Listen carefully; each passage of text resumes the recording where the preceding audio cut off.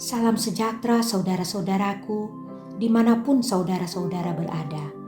Kasih dan anugerah dari Tuhan kita Yesus Kristus menyertai saudara sekalian. Sebelum kita mendengarkan firman Tuhan, mari kita siapkan hati untuk menghadap Tuhan di dalam doa. Kita berdoa.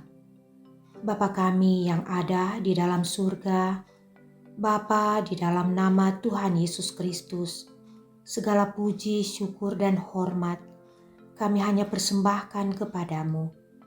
Terima kasih Bapa, kami boleh ada di hari ini dalam keadaan diberkati. Dan semua ini hanya karena perkenananmu saja.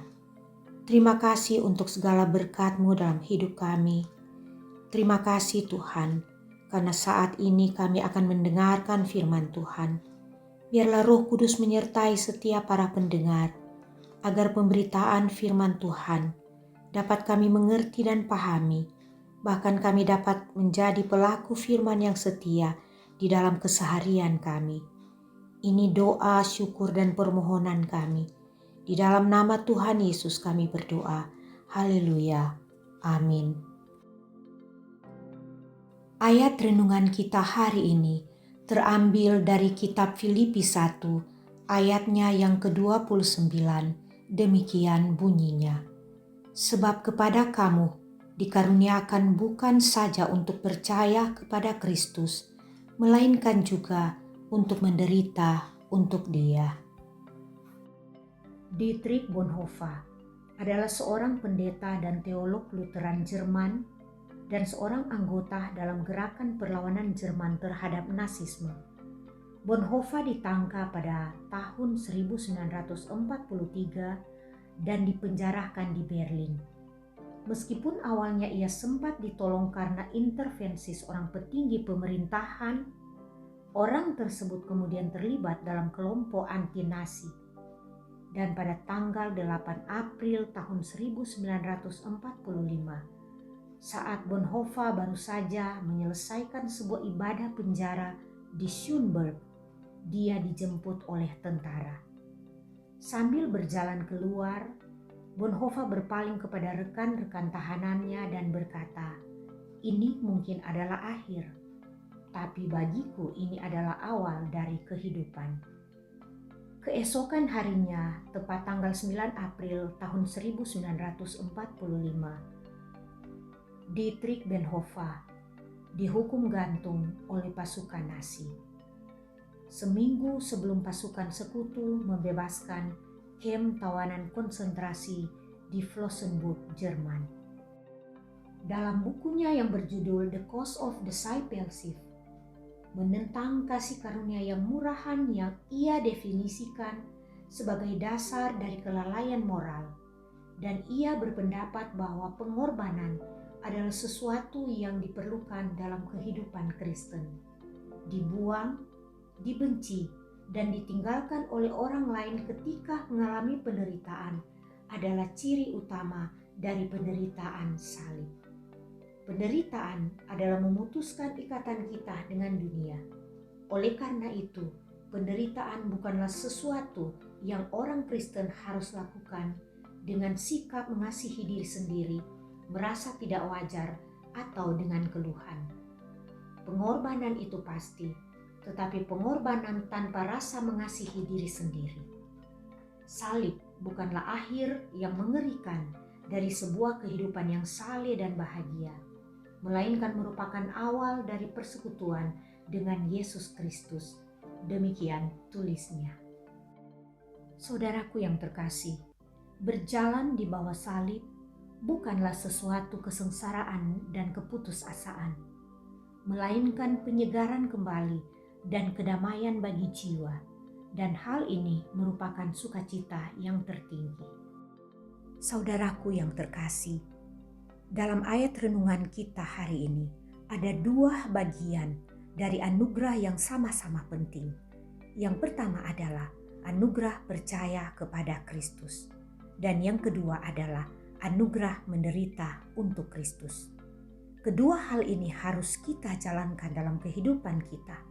Kita tidak hanya sampai pada percaya pada Kristus, Tetapi lebih dari itu, kita harus taat untuk menjalankan apa yang Kristus inginkan dalam kehidupan kita.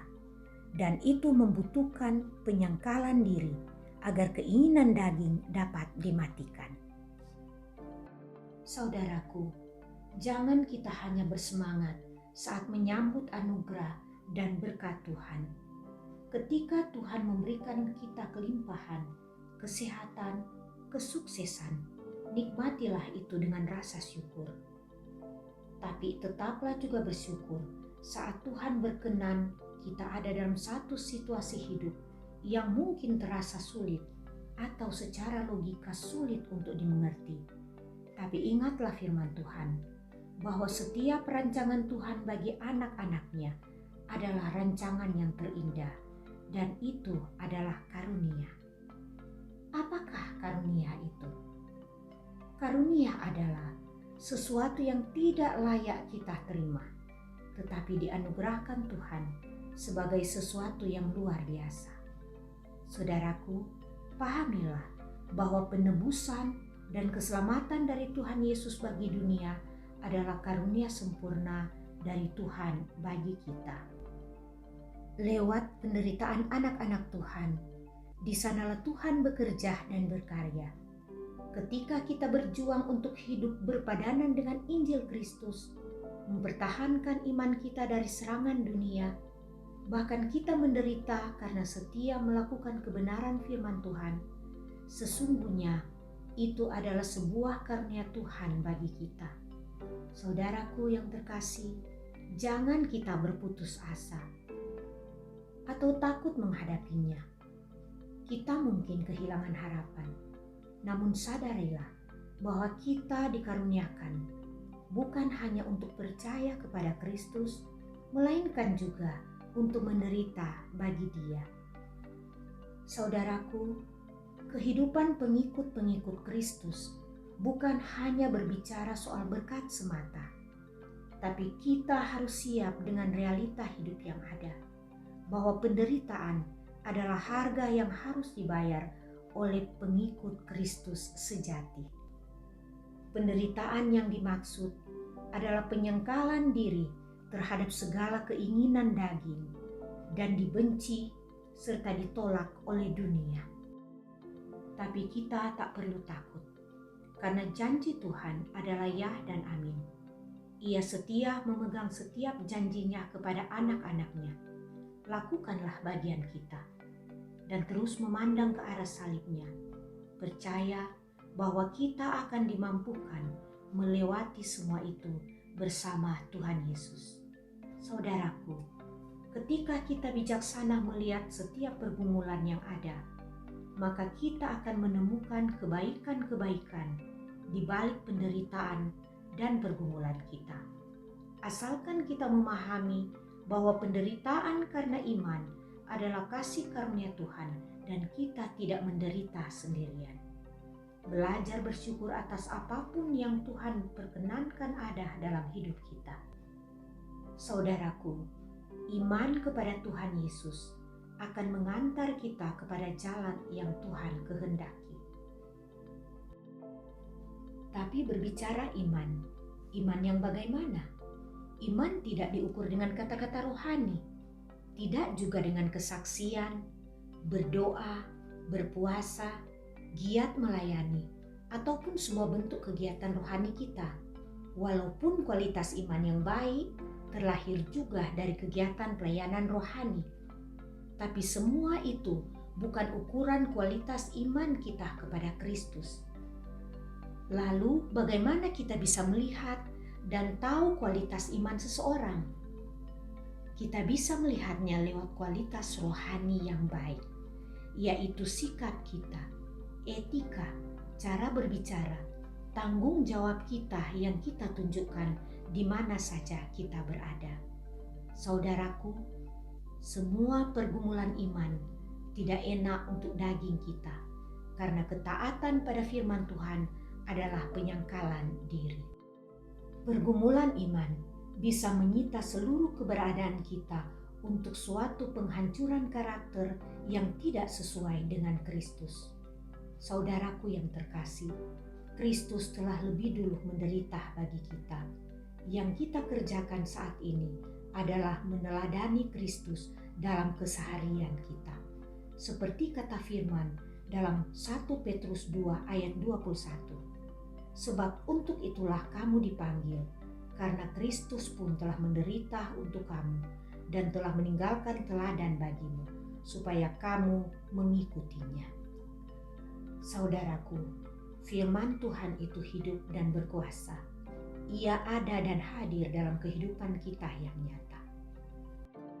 Mari kita berdoa. Bapa yang baik, Bapa di dalam nama Tuhan Yesus Kristus, terima kasih untuk firman-Mu saat ini.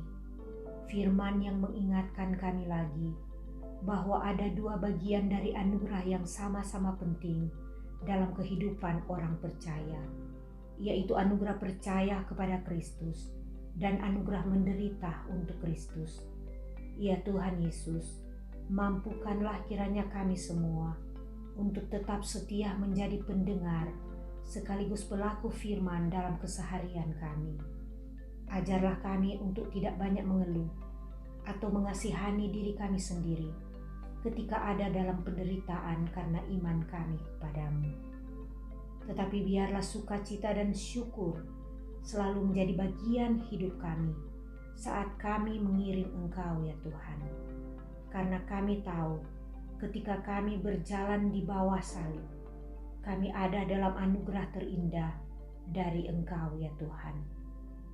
Ya Bapa di surga, berdoalah kami untuk semua pendengar dimanapun mereka berada. Diberkatilah mereka dengan semua kasih sayang-Mu, hingga dalam segala keadaan mereka tetap mengandalkan Tuhan Yesus dan senantiasa bersyukur.